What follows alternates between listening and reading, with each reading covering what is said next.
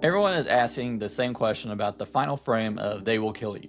Did Asia actually break the cycle, or did she just become the new landlord of a literal hell? Most people see the ending as a bittersweet rescue, but they're missing the structural trap. The Virgil isn't a haunted house, it's a living, breathing legal contract written in blood and pigskin. Asia didn't escape the system, she used a clerical error in a demonic pact to swap a life for a life, proving that in this universe you don't defeat the cult, you just negotiate a better seat at the table. If you haven't seen the film, leave now. I'm about to spoil the movie harder than a severed limb in a Manhattan heatwave. You've been warned. The film opens with Asia Reaves arriving at the Virgil in a torrential downpour. Most directors use rain for mood, but here it's a recursive loop. The rain is a visual anchor for her abandonment of Maria, noting the housekeeping job title. This isn't just a career move for an ex-con, it's a metaphorical attempt to scrub her conscience. The writer is telling us immediately Asia thinks if she can clean up the messes of the elite, she can clean up the wreckage of her past. It's a classic setup of a character trying to solve an internal deficit with an external labor, and the movie punishes her for the naivety almost immediately. The Virgil's residents aren't just creepy neighbors, they are the ultimate personification of late stage capitalism. When Tom Felton and Heather Graham's characters break into Asia's room, we get the film's most crucial mechanical reveal. I mean, just look at the choreography in this fight scene. Asia fights with the desperation of someone who knows death is final.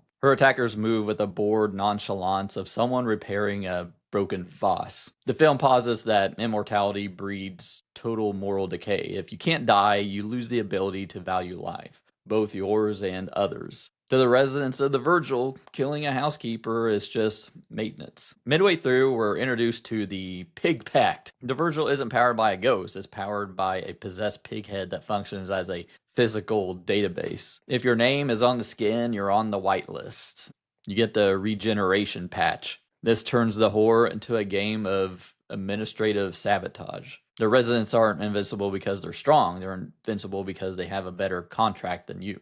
Lilith, played with a terrifyingly predatory grace by Patricia Arquette, isn't a high priestess so much as she is a CEO managing a very exclusive, very bloody terms and conditions agreement. Asia's realization that Maria is part of the staff isn't just a twist, it's a commentary on institutionalized evil. Maria isn't a prisoner in a cage, she's a cog in a machine. She's the failsafe, the pure soul kept on standby to balance the books when the elite overdraw their moral accounts. Before we see how Asia literally edits her way out of a death sentence, we have to look at the climax of names. The third act of They Will Kill You stops being a slasher and starts being a high stakes audit. When Lilith dons the pig head as a helmet, basically, or a mask, she's not just going final boss mode. She's literally becoming a physical avatar of the contract. And like before, Maria isn't just a victim, she's a failsafe. By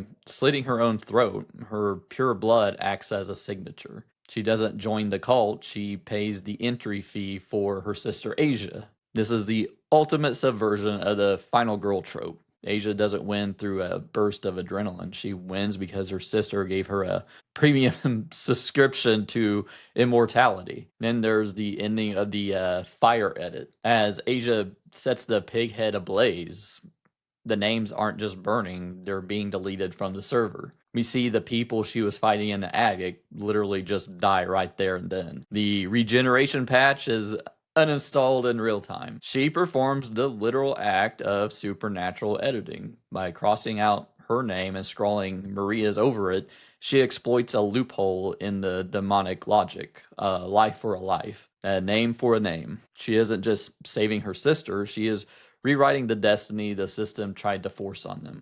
It's a powerful metaphor for agency, refusing to be the sacrifice the world expects you to be. The film ends with the sisters escaping, but the Virgil is still standing. The atomic theory here, Asia didn't destroy the cult, she just became a rogue element within their ledger. By keeping that scrap of pigskin with Maria's name on it, Asia is now the owner of a piece of the pact. She hasn't escaped the supernatural ecosystem. She's holding a piece of it hostage. There's a popular theory circulating on the internet that Maria isn't back to normal. I mean, you think about it. She was resurrected using the blood of the pure and the ink of the damned. If you look closely at Maria's eyes in the final shot in the car, she's not just a survivor, she's a vessel. And even the way Asia kind of looks at the slither of pigskin that she still has her hand in that it's moving. It leaves things open for a sequel. So let's go do a what if of this scenario. What if the system allowed Asia to win because it needed a younger, more capable executive to replace the aging Lilith? Asia thinks she outsmarted the demon, but you don't outsmart a contract that has been ironclad for centuries. You just get promoted. But does the ending play fair? I think so. I mean, the Pig Pact wasn't a last-minute MacGuffin. It was foreshadowed from the moment Asia took the job as a housekeeper. You can't clean a house this dirty without getting some on you. The payoff is satisfying because it avoids the happy ending trap. A state of doom would have been too cynical, but a happily ever after would have been stupid character logic for a world this dark. Instead, we get a state of debt. Asia saved her sister, but the price was becoming part of the very institutionalized evil she tried to fight. It's an ending that leaves you thinking that no amount of regeneration can fix this whole mess. But what did you think of the ending of They Will Kill You? Let me know down in the comments below. Check out my spoiler-free review of They Will Kill You by my head. And YouTube thinks you'll like this other video by my head. And I'll see you next time.